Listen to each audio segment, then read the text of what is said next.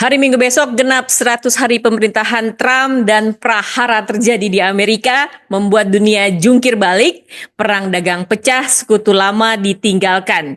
Sederet kebijakan kontroversial ditekan lewat executive orders tanpa lewat Kongres, dari Zelensky, Greenland, isu imigrasi, hingga Doge jadi panggung kekacauan. Jika 100 hari saja begini, bagaimana dunia? Bertahan di sisa 3 tahun 9 bulan lagi. Nah, sekarang Bang Celi kebetulan lagi ada di Washington DC. Selamat pagi. Ada di mana ini tepatnya?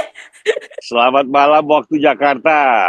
Ibu Amel, saya lagi di depan White House, depan Gedung Putih, di Taman Peringatan Perang Dunia Pertama. Oh. Ya, di Pennsylvania Avenue ini antara Gedung Putih dan Congress of the United States. Jadi dua pusat kekuasaan, satu kekuasaan eksekutif, satu kekuasaan legislatif. Di kanan saya ada Washington Memorial, Mel. Jadi peringatan obelisk, jadi meniru tugu di Mesir untuk keagungan sejarah gitu. Nah, tapi yang paling menarik ini di taman, sengaja saya milih peringatan 100 hari, atau bukan peringatan, tapi marking 100 hari Donald Trump. Donald Trump ini kan 100 hari, Mel. Donald Trump dan prahara Amerika ini saya sengaja milih di Taman Peringatan Perang Dunia Pertama. Ini kan pembukaan awal abad 20. Di mana di sini di memorial ini ada grafis yang bagus di tembok oleh penyair Archibald MacLeish. Ini sastrawan Amerika yang banyak disadur oleh penyair terbesar kita, Chairil Anwar. Oh, oke. Chairil Anwar menyadur Archibald MacLeish. Nah, ini yang Karawang Bekasi ya? Ya, Karawang Bekasi. Nah, ini puisinya atau kata-kata ungkapan yang sangat menyentuh di tembok diabadikan ya di memorial ini di depan White House, itu yang berkata bahwa whether our lives and our death were for peace and a new hope, tergantung kalian yang memaknakan. Ini kan kayak Karawang Bekasi, kami mati muda, ya kan, kalianlah yang memberi kami makna. Ini sama persis, we are young. Apakah kematian kami ini menjadi harapan baru atau sumber perdamaian atau apa? Ini pesan yang abadi. Ini hampir sama dengan pesannya pahlawan Amerika yang lain, Abraham Lincoln di Gettysburg. Ya, kematian kami ikut perang dunia pertama, ada perang sipil. Di belakang saya ini ada patung pahlawan perang sipil Amerika, William Tecumseh Sherman, naik kuda dengan gagah gitu. Ini semua penuh makna untuk mengingatkan kepada Donald Trump dan kawan-kawan yang sekarang memimpin Amerika. Begitu banyak prahara dalam 100 hari, begitu banyak perubahan dunia yang dia mau akibatkan, dia mau hasilkan dalam 100 hari pertama, yang hampir sebagian besar mengejutkan dan membuat kita agak prihatin kalau kita melihat arahnya, baik dalam soal politiknya dalam negeri maupun dalam soal politik luar negeri, masalah tarif, masalah Pax Americana yang berhasil 80 tahun tapi dia mau ubah, dia mau putar balikkan sekarang, yang membangkitkan kebingungan bagi dunia. Nah, kepada Donald Trump dan kawan-kawan dan semua pemimpin Amerika sekarang, kita ajak untuk duduk kembali di depan, di tengah Memorial Park Perang Dunia Pertama, untuk membaca kembali ungkapan syair dari Archibald MacLeish yang dikutip banyak oleh Chairil Anwar. Mereka sudah berkalang tanah nih, anak-anak muda Amerika, jutaan, dalam puluhan juta dalam Perang Dunia Pertama, Perang Dunia Kedua. Ada kata-kata Archibald MacLeish yang bagus, for peace and a new hope, or for what? For peace and a new hope, or for what actually, Mr. Trump, gitu loh kira-kira. Jadi Jadi 100 hari ini kalau kita lihat dia mau meninggalkan warisan Amerika yang paling bagus buat Amerika dan dunia. Setelah Perang Dunia Kedua kan kita sudah sering membahas dalam podcast Freedom, perdamaian yang relatif bagus antara great powers. Tidak ada perang nuklir. Ya. Warisan dari dua perang itu adalah dunia yang kita warisi sekarang. Ya, yang diisi oleh kemajuan berbagai bangsa dengan cepat. Diisi oleh perdamaian antara great powers yang bagus gitu. Diisi oleh hubungan-hubungan ekonomi dan komersial yang sangat dinamis dengan tarif yang terus berkurang, Mel. Tarif yang terus berkurang sampai 2 atau 3% di dunia ini gitu loh. Sekarang dia mau putar balikkan. Kita kembalikan pertanyaan Archibald MacLeish, Mel. For peace and a new hope, or for what exactly, Mr. Trump? Itulah kira-kira pertanyaan kita untuk sementara. Bang Celi, apa sih perbedaannya 100 hari pemerintahannya Trump ini dengan 100 hari pemerintahan presiden-presiden Amerika sebelumnya?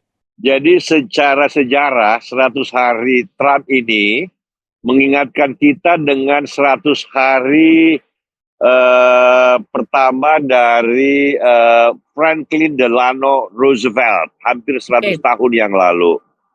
Ya, karena dari segi skala perubahan yang dihasilkan dalam 100 hari pertama. Makanya Roosevelt adalah presiden pertama di mana istilah 100 hari itu dipakai dalam literatur politik Amerika ya.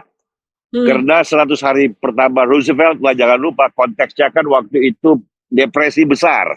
Tahun 29, dia kemudian awal tahun 30-an menjadi presiden, dan dia melakukan begitu banyak gebrakan dalam 100 hari dalam mengatasi dampak negatif dari depresi besar. Jadi yang disebut dengan Social Security, Medicare, Medicaid, perlindungan pekerja, perlindungan pensiun bagi orang tua, pengawasan lebih aktif pemerintah terhadap ekonomi dan khususnya perbankan, itu dimulai pada era Roosevelt. Dan dasar-dasarnya dengan cepat dan berani diciptakan oleh Franklin Delano Roosevelt. Nah, dia salah satu presiden terbaik Amerika, Mel. Dan karena keberhasilan dia menciptakan negara kesejahteraan Amerika akibat dari perubahan besar yang dia lakukan, dan diawali dengan sangat cepat pada 100 hari pertama, maka istilah 100 hari itu jadi penting untuk melihat semua pemerintahan setelah Roosevelt.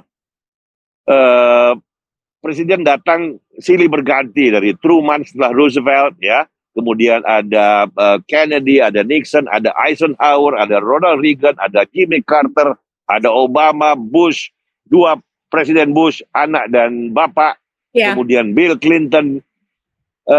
Kelihatannya di antara semua itu Trump, 100 hari Trump ini yang paling menghasilkan banyak perubahan dan kejutan. Walaupun berbeda dengan Roosevelt, Roosevelt menghasilkan perubahan yang sangat bagus.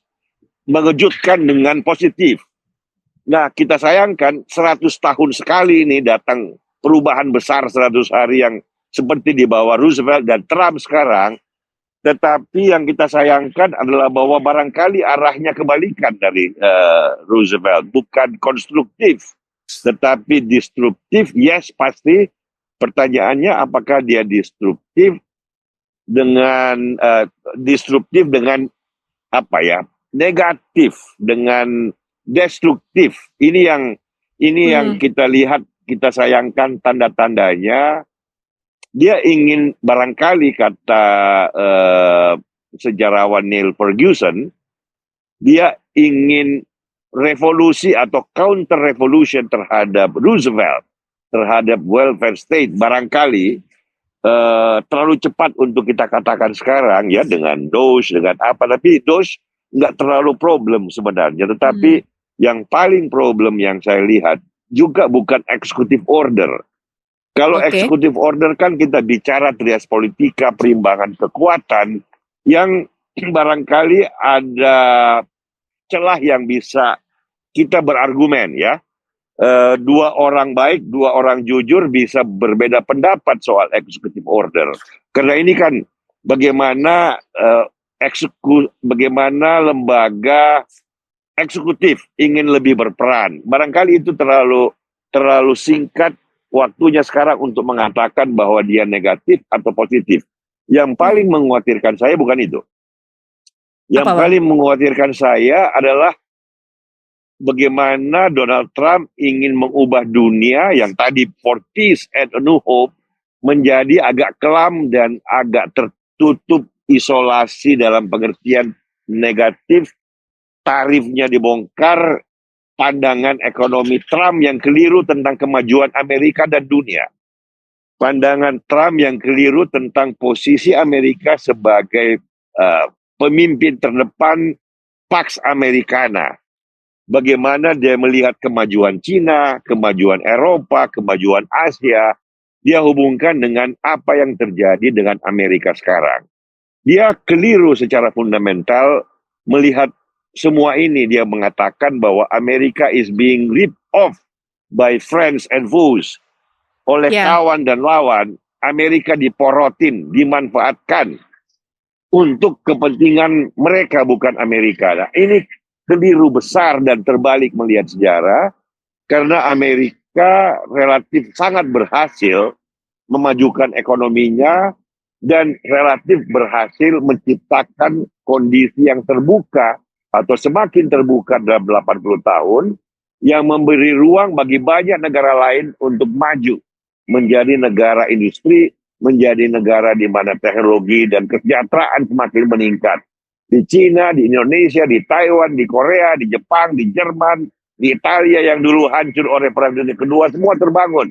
Ini peringatan dari pasukan-pasukan Amerika di taman Perang Dunia Pertama ini, menceritakan dengan panjang bagaimana anak-anak muda Amerika, the young soldiers of America, ikut terlibat dalam konflik di Eropa. Perang Dunia Pertama, Perang Dunia Kedua, jutaan mereka berkalang tanah untuk ikut menciptakan perdamaian dunia. Dan setelah Perang Dunia Kedua, mereka yang memimpin perdamaian dunia. Nah, Trump menolak semua itu dengan cara pandang yang begitu sempit dan terbalik-balik. Ini yang kita nggak mengerti, yang ini yang kita lihat dalam 100 hari pertama. Mudah-mudahan dia cepat bertobat, kalau kita bisa pakai kata-kata yang lebih sakral sedikit. Atau mudah-mudahan cepat dia berpikir bahwa I have been wrong in thinking about America and the world. Washington kan sekarang ini menjadi pusat dunia. Begitu banyak Perdana Menteri dan Presiden antri untuk ketemu Donald Trump. Kemarin ada Meloni ya, sebelumnya ada Jepang. Satu persatu, sahabat-sahabat Amerika ingin memperingatkan, what is it that you are going to do, Mr. President? Nah ini bentuk, sorry Bang, ini apa bentuk dia meninggalkan sekutu tradisional Amerika ini bentuk strategi baru emang apa tadi? Isolasianisme ini? Sebenarnya kalau kita bilang isolasi juga nggak terlalu tepat. Karena pahlawan dia itu kan Presiden McKinley ya, di akhir abad 19. McKinley itu kan bukan dia proteksionis, yes. Tetapi dia bukan mengisolasi Amerika, karena dia lumayan ekspansif. Kan ada Perang Kuba, ada Filipina. Trump ini sebuah bentuk baru dalam kepemimpinan di Amerika yang orang Amerika sendiri berusaha mencoba mengerti dari berbagai sudut pandang.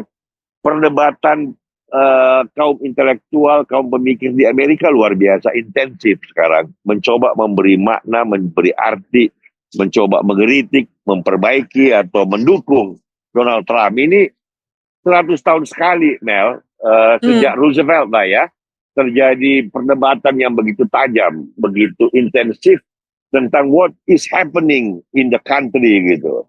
Kemana arahnya yang sebenarnya. Kita sebagai sahabat dari jauh, ya, jauh-jauh menyeberang 2 lautan nih untuk sampai ke Washington DC, mencoba meresapi apa sih yang terjadi di pusat dunia modern ini gitu. Kenapa begitu terputar balik dalam waktu 100 hari loh ini, 3 bulan gitu. Arahnya tidak menggembirakan ke arah mana dia akan membawa dunia ini. Karena apa yang terjadi di Washington, Mel, akan mempengaruhi apa yang terjadi di Beijing, apa yang terjadi di Tokyo, apa yang terjadi di Roma, apa yang terjadi di London, apa yang terjadi di Jakarta. Ya. Bukan hari ini, Mel, tapi 5 tahun, 10 tahun, 15 tahun ke depan. Sekarang era baru dalam ekonomi dan teknologi. Jangan lupa artificial intelligence. Jangan lupa the rising of the service economy. Jangan lupa the rising of digital economy. Ini semua butuh pemimpin-pemimpin dunia, negarawan-negarawan dunia, seperti dulu Roosevelt, seperti dulu Lincoln pada zamannya, seperti Ronald Reagan pada zamannya. Mereka ngerti ke arah mana dunia berjalan, sehingga bukan hanya Amerika, tapi juga sahabat-sahabat Amerika, termasuk Cina, bagaimana mereka bisa ikut sejahtera bersama-sama dalam sebuah tujuan yang mulia, yaitu perdamaian dunia yang abadi. Ini kata-katanya akibat Maglais nih, Mel. No hope for peace or no hope. Kami anak-anak muda Amerika sudah berkalang tanah, ikut dalam perang-perang besar di seluruh dunia. Buat apa, Mr. Trump? Apakah buat tarif yang semakin tinggi? Apakah buat Amerika sendiri yang mau menang sendiri di dunia ini? No, no, no. We die for peace and new hope, sir. We die for peace and new hope. Itu loh yang harus, ini jarak dengan White House. Ya. Kata-kata ini di memorial ini dengan White House kurang dari 100 meter, Mel. Masa sih nggak mau mampir kemari baca kembali nih. Whether our lives and our ideas were for peace and a new hope. Bang Jali, di 100 hari ini approval ratingnya Donald Trump kan juga turun drastis ya? Ya. Ini bagaimana melihatnya? Nah, memang harapan kita sekarang adalah itu, Mel, karena rakyat Amerika pada akhirnya adalah hakim terakhir dari apa yang dilakukan oleh Trump dalam 100 hari. Dan kalau kita lihat misalnya kan terakhir survei ya, poll yang dilakukan oleh berbagai lembaga survei itu menunjukkan bahwa baik tarif Trump maupun popularitas dia sebagai pemimpin amat sangat drastis menurun ya dibanding bulan lalu atau 3 bulan sebelumnya atau pada saat pemilu gitu. Jadi ini harapan kita bahwa angka-angka yang jadi minus buat Trump dari segi survei pendapat publik itu membuat dia harus melihat cara baru exit strategi, bahwa prahara yang dia buat dalam 3 bulan terakhir dalam 100 hari pertama ini membuat rakyat Amerika resah dan merasa bahwa arah negara mereka ini tidak ke arah yang lebih baik. Nah ini jangan lupa sebelum poll ini kan ada berbagai indikator yang juga diperhatikan oleh Trump dari pasar. Bursa saham anjlok, equity market anjlok ya. Kemudian yang paling penting bond market ya. Jadi pasar surat-surat berharga itu yang menjadi salah satu fundamentalsnya ekonomi Amerika itu juga gonjang-ganjing. Amerika masih punya utang 36 triliun dolar, Mel, dan dia harus refinance terus-menerus pembayaran bunga utang dan pokoknya ini lewat bond market.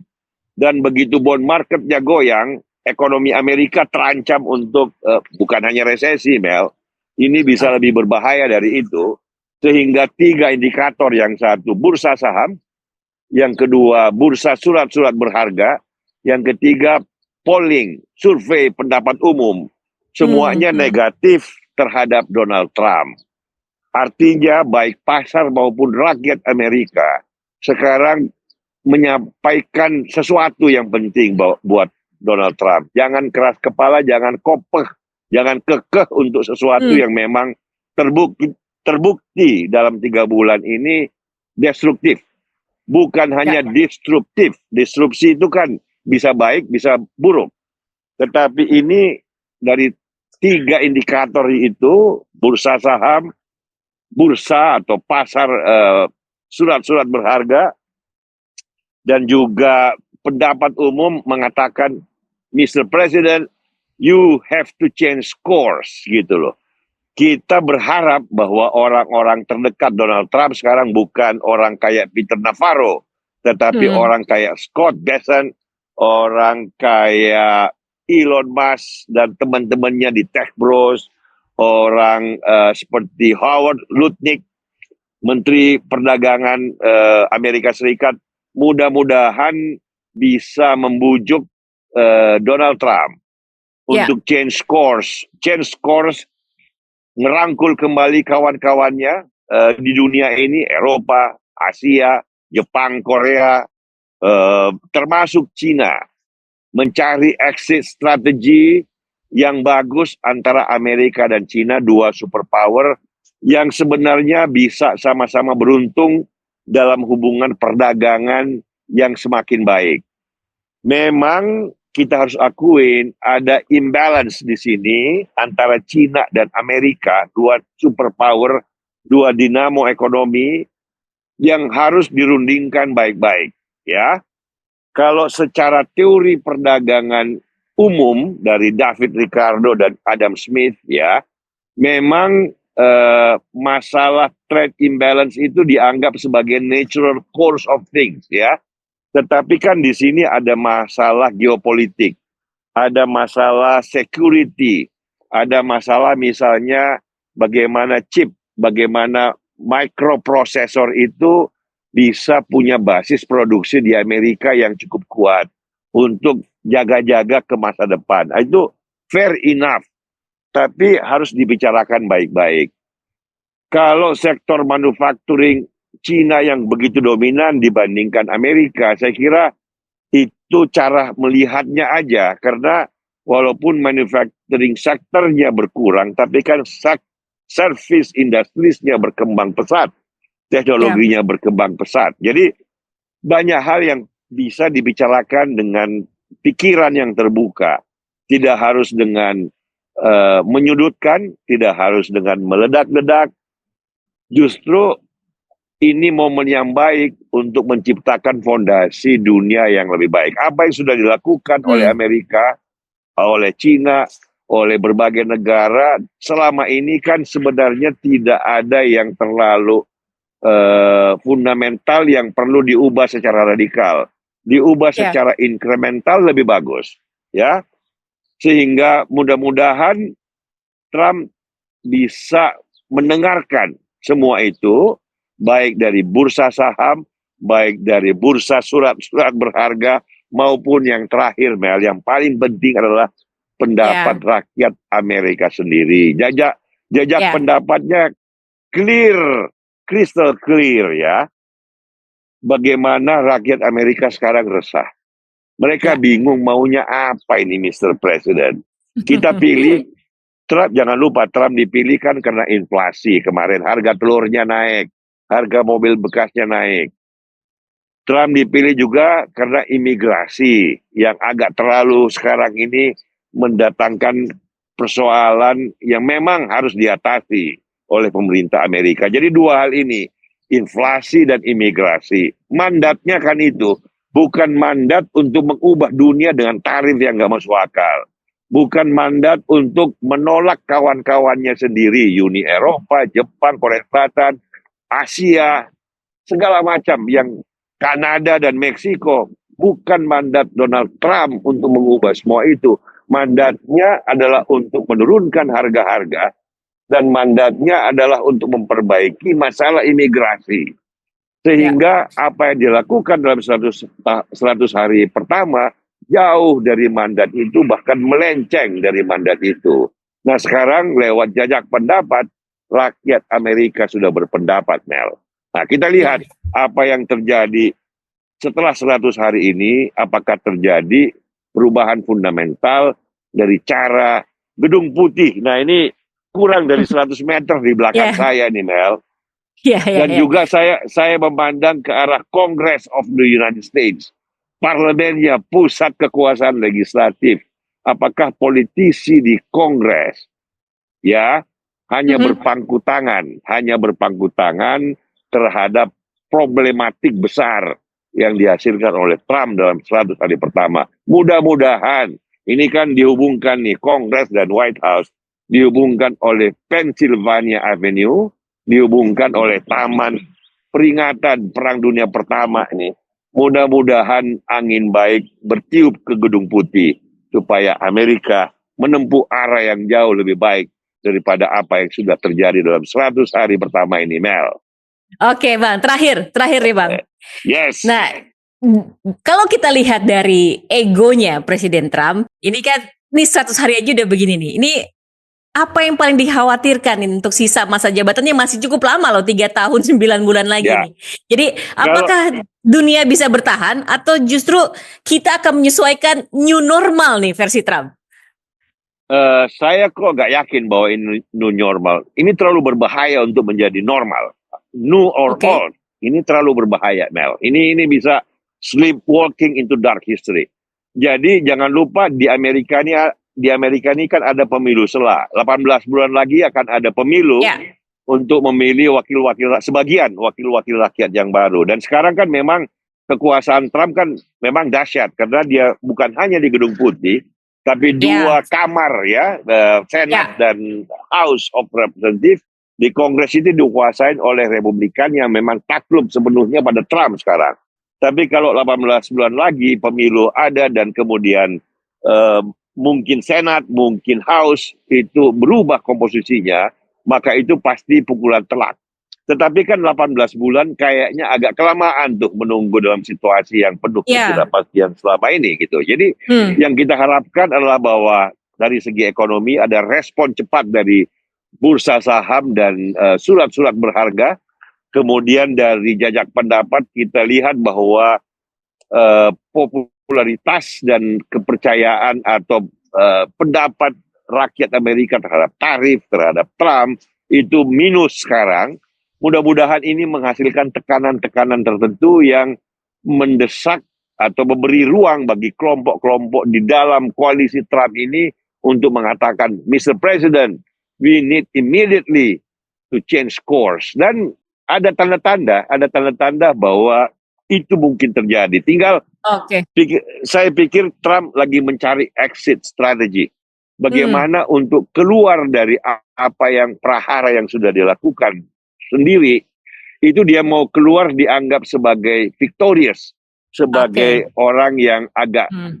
apa pengen menang, dianggap Hmm. menang, dia nggak peduli apapun apapun the technicalities of the triumph Ya. gitu loh. Nah ini barangkali yang sedang dicari jalannya ini, bagaimana memberikan dia exit strategi, kemudian mengubah secara fundamental ya, secara bertahap gitu, memperbaiki situasi yang sudah terlanjur buruk. Nah ini mudah-mudahan kita berharap sebagai sahabat dari jauh yang dekat Gedung Putih untuk bisa terjadi memang apa yang kita harapkan, perubahan yang signifikan ke arah yang lebih baik, meninggalkan warisan 100 hari pertama yang penuh prahara. Begitu, Mel. Oke, baiklah. Terima kasih, Bang Jeli, atas penjelasannya dan mudah-mudahan saja orang-orang terdekat dan Mudah-mudahan. Trump bisa menghasilkan exit strategi yang cukup memuaskan bagi kita semua. Oke, Mudah-mudahan, Mel, baiklah. kita berharap. Yes, oke, baiklah teman-teman Freedom, demikian Top News. Sampai jumpa.